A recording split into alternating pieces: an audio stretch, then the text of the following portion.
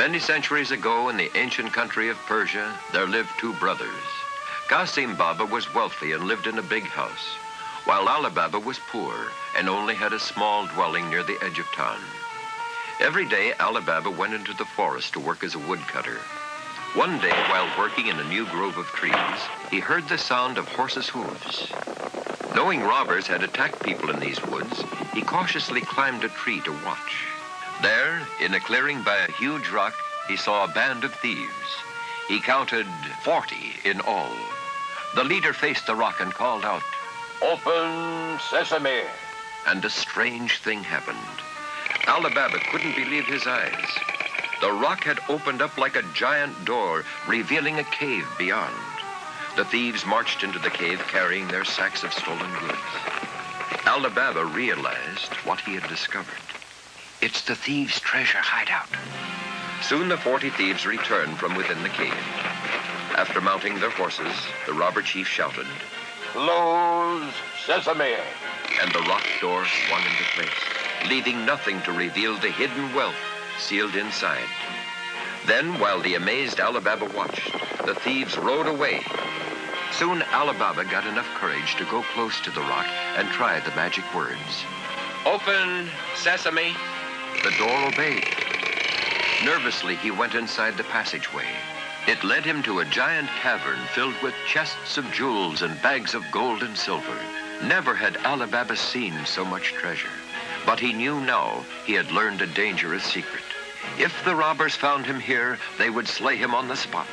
Quickly, he gathered up 2 sacks of gold and dashed out. "Close sesame!"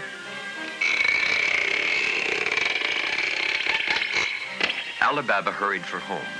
He told the story to his wife, but she said it was wrong to keep the money. It was stolen and must be returned to its true owners. But Ali Baba was afraid that if the news got out, the robbers would know that he had found their secret hiding place. So he went to his rich brother Qasim for advice. He told him the complete story, even the secret words. "Open sesame, eh? My dear brother, tell no one about this. You were wise to come to me. I will decide what to do." But the greedy Qasim decided to rob the cave himself that very night. The sight of the treasure was more than he'd expected. He began gathering and counting stacks of money. His greed caused him to forget the danger he was in. "I shall be richer than a Maharaja!" The bandits had returned. Qasim Baba cringed in terror as they crowded around him. The angry thieves beat Qasim with swords and clubs, then left him to die, tied to a post as a warning to others who might want to steal the treasure. The next day, not finding his brother at home, Ali Baba decided to go to the cave once more. Inside, he found his brother half dead. "Qasim, what have they done to you, my brother?" But the brother could not speak. I must get him to a doctor at once." Later, the robbers returned to their cave and found their victim gone. "Someone else knows our secret.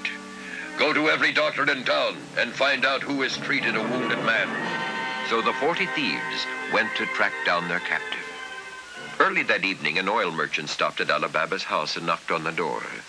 "Please, sir, may I stay the night and leave my oil jars in your courtyard so my donkeys can rest?"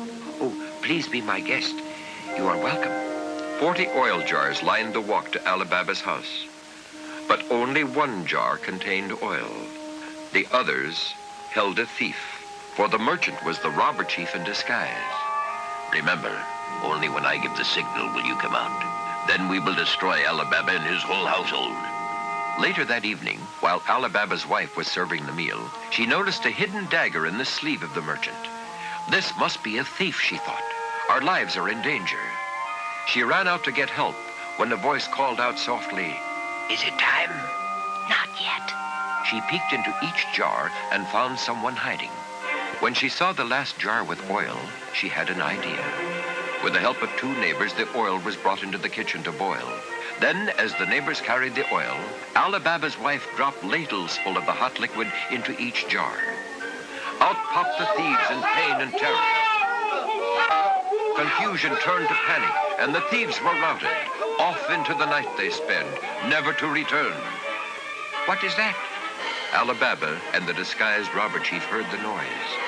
My men have come out early to destroy your household, so now I must make short work of you.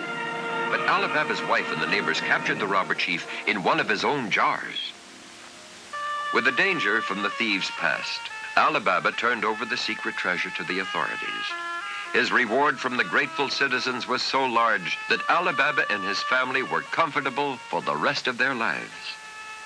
When all the treasure was gone, the mysterious cave door closed, never to open again.